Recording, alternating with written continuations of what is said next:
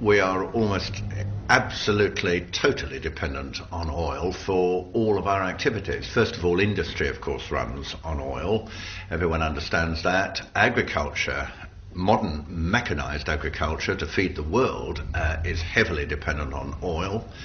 If you look at transportation, again, it's obvious cars and planes run on oil, petroleum, gasoline, and of course military capability. You cannot fight a war, as the Americans know, without oil.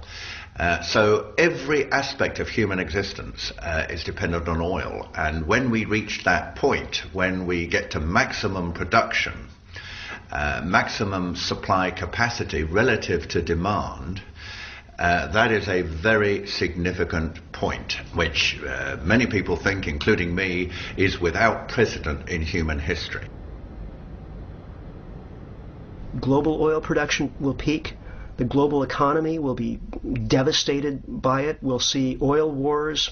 Everything will change as a consequence, and yet people won't be talking about the oil peak. They'll be talking about the unemployment figures. They'll be talking about the high price of food.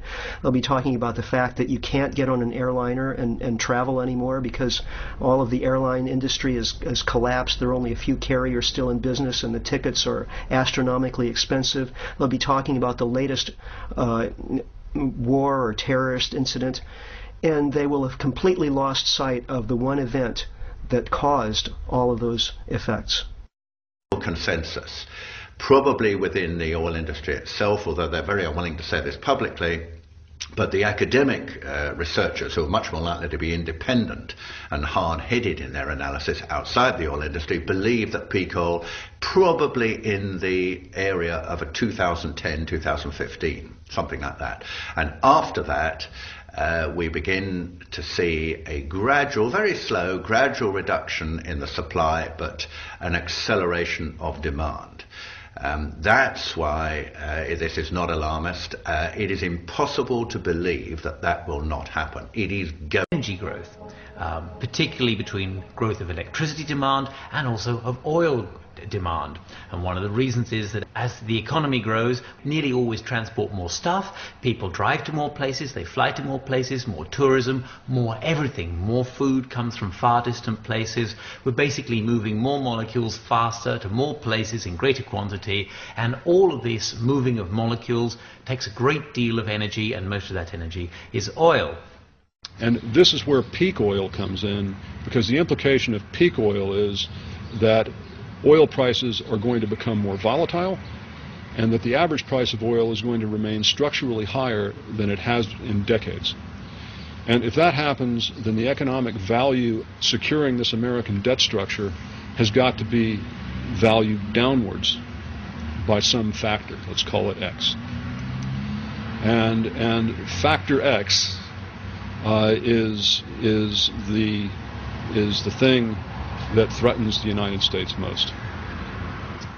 What happens if, especially your key energy feedstock, which is oil, what happens if that goes into decline?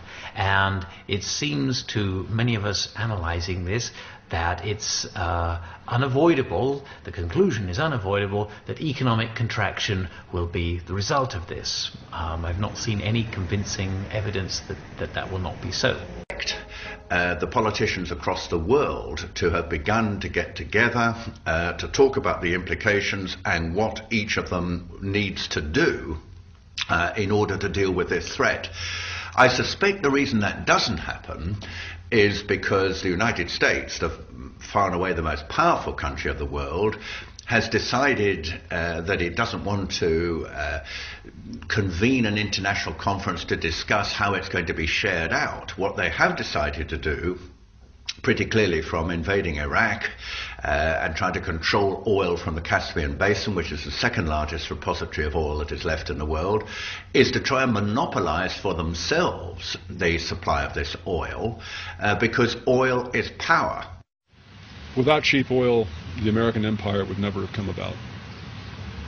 Certainly as in anything like the form that we know it. Cheap oil has been absolutely critical to the construction of the political economy that is the United States today.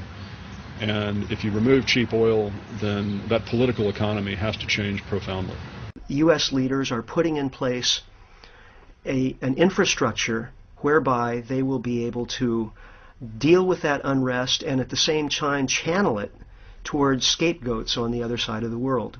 I'm sure that we'll be told that the reason we don't have enough oil is that there are evil people somewhere who are keeping it from us, who have perhaps attacked oil rigs or sunk tankers or battleships in the Persian Gulf or something like that, and therefore, we just have to go over there and deal with that problem. And once we've done that, of course, the American way of life can continue as it was before. Of course, that's a lie. The American way of life is effectively finished. It can't continue past the time of peak oil. Everything must change to adapt to the reality of a much lower energy world. But that's not the kind of message that Americans are going to want to hear. And so I think that there's a very high possibility of the United States becoming a kind of fascistic sort of regime. And I desperately hate to see that happen. But if one just looks at the signs on the horizon, they all point in that direction.